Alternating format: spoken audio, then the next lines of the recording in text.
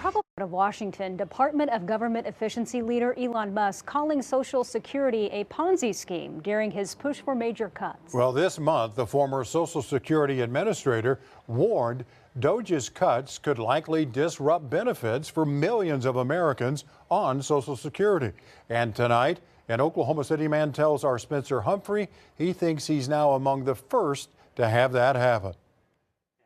If there's one thing James McCaffrey looked forward to more than anything about retirement, taking more time with the grandkids. It might have been the chance to finally dip into his life savings and, quite frankly, spoil his 3 grandkids. That and, of course, finally having the time to travel the world with his wife. Puerto Vallarta. Really? Oh my gosh. Yeah. But after he checked the mail Tuesday morning, he thought all those dreams may have to wait. I'd hate to have to turn around and say, well, I have to worry about my next check. I can't do that. You see, in the mail was a bill from Medicare. And it said that I needed to pay $740 before the 25th of this month, or I was going to lose my Medicare. That seemed off. Normally, Medicare just takes his monthly payment straight out of his Social Security check. So I called Medicare. They returned my call after a wait and told me that they were unable to process it through my Medicare, my Social Security payment, that my Social Security was suspended. He knew that definitely wasn't right. I thanked him for his time and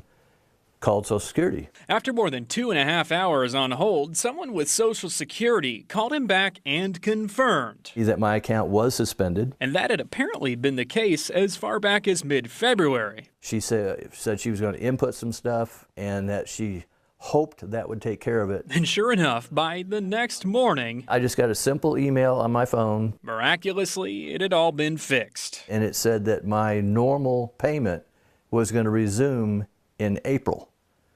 Well, that's fine and dandy. I enjoyed that, but they gave me no explanation. To get an explanation, he had to do his own detective work. He thought back to an experience he had 2 years ago when he first went to the Social Security office to register for benefits. The first person I talked to at the Social Security Administration told me that I was not an American citizen. You see, James was born at a U.S. Army base in Germany where his dad was stationed for active duty. He has an American birth certificate, even stamped and sealed by the federal government. As I was on American soil, I'm American.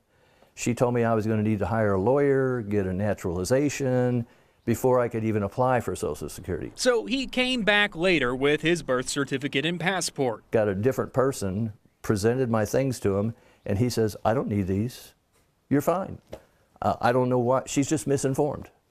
And I've never had a problem with anything. But after he got that bill on Tuesday, he thought back to something he saw on TV recently. Elon Musk, the billionaire head of the Federal Department of Government Efficiency, or DOGE, speaking on Fox Business Network about his feelings and plans for Social Security.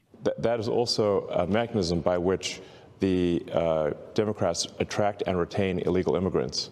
By essentially paying them. If we turn off this gigantic money magnet for illegal immigrants, then they will leave. James wondered, could what happened to him have anything to do with that?